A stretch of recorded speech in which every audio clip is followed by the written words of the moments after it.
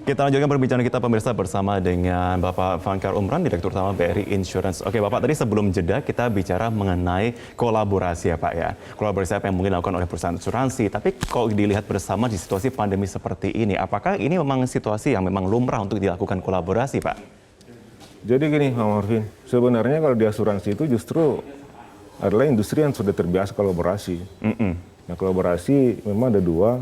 Yang pertama adalah kolaborasi yang di dalam industri, yang di luar juga nanti akan kita bicara. Kolaborasi juga sesungguhnya adalah bagaimana kita memperkuat bisnis. Di situ juga ada unsur bagi-baginya ya. Tetapi yang lebih penting adalah di industri adalah bagaimana supaya risiko itu terspreading. Betul. Nah di industri asuransi itu biasa berkolaborasi. Tidak ada satupun asuransi, industri asuransi atau perusahaan asuransi yang mampu mengabsorb semua risiko untuk dirinya sendiri. Dengan kata lain bahwa satu kue itu dirangkul sendiri, risiko sendiri, penghasilan sendiri tidak, itu akan mati dia. Maka di belakangnya ada namanya reasuransi. Kita membagi risiko ke sana. Di belakangnya lagi ada lagi namanya perusahaan retrosesi seperti itu.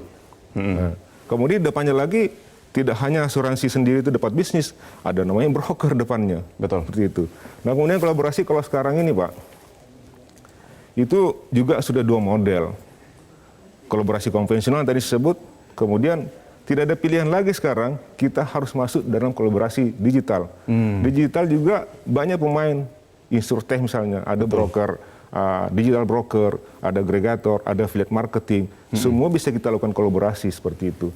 Nah, kalau kita lihat kemudian sendiri, itu adalah kolaborasi memperkuat industri. Nah ada B2B, B2B misalnya kalau konvensional way adalah bagaimana perusahaan asuransi berkolaborasi dengan suatu perusahaan tertentu yang besar, yang mungkin punya banyak supply chain.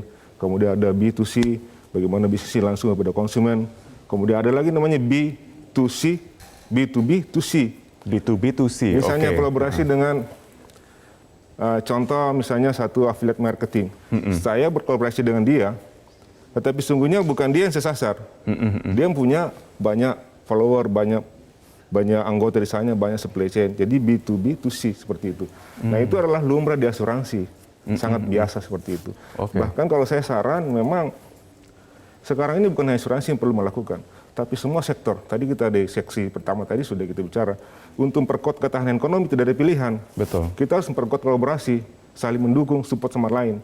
Memperkuat ekosistem, memperkuat supply chain sehingga ekonomi kita tahan benturan. Betul. Karena kita saling mengikat satu sama lain. Kira-kira itu poinnya Pak Mopin. Oke, tapi kita bicara mengenai strategi juga ya Pak ya. Tadi memang betul dikatakan goes to digital ya. Tapi kendala yang masih dilakukan tuh masih dirasakan apa sih Pak? Karena kalau dikatakan orang masih beranggapan bahwa asuransi dengan cara konvensional berarti seperti apa untuk strateginya? Nah ini juga memang betul ya. Kalau bilang kendala, asuransi masih banyak kendala kalau kita bilang mau cerita pengembangan asuransi ya. Kenapa? Sebutlah misalnya masyarakat Indonesia itu sangat belum insurance minded. Betul. Literasi keuangan kita 35% rate-nya. Asuransi sendiri hanya 19%. Jadi jauh di bawah itu. Kemudian kalau kita bagi lagi asuransi general dan life, asuransi life lebih tinggi, insurance general itu lebih rendah. Kenapa? Karena orang sadar kesehatan itu lebih tinggi dibanding sadar bagaimana asuransikan risiko kebakaran, risiko banjir, risiko tabrakan mobil, itu orang lebih cenderung kesehatan. Makanya rate-nya seperti itu. Itu yang pertama. Yang kedua adalah bahwa dalam masa pandemi seperti ini, tadi saya bilang, orang semakin sulit. Orang mau makan lebih utama dibanding orang bayar premi. Maka tugas kita bersama adalah bagaimana supaya tantangan ini kita bisa bangun. Yang pertama tentu meningkatkan literasi. Literasi itu tidak bisa dilakukan oleh asuransi sendiri. Paling tidak ada 5 hal yang harus pentahelix yang harus berkolaborasi di situ. Sebutlah misalnya government, kemudian lembaga keuangan, termasuk asuransi tentunya lah, asosiasi juga, bahkan universitas sendiri termasuk situ yang berkolaborasi. Termasuk diantaranya adalah korporasi-korporasi. Kita sama-sama membangun ekosistem ini, membuat literasi naik sehingga otomatis ketika literasi naik, orang sadar asuransi, maka mereka memproteksi diri.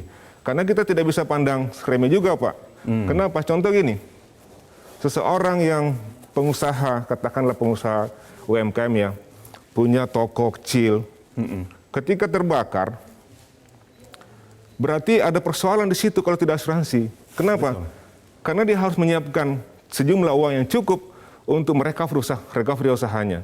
Nah, kalau dia membayar premi untuk satu bangunan senilai 1 miliar saja mungkin hanya 300.000. Betul, betul. 300.000. Cukup 300.000 ketika ada masalah diganti 1 miliar oleh asuransi. Ini yang kita kurang sadari seperti itu. Karena kita tidak pernah mengatakan ini ada risiko. Padahal risiko memang tak terduga seperti itu. Betul, betul. Itu yang harus kita lakukan, Pak. Mengerti. Oke.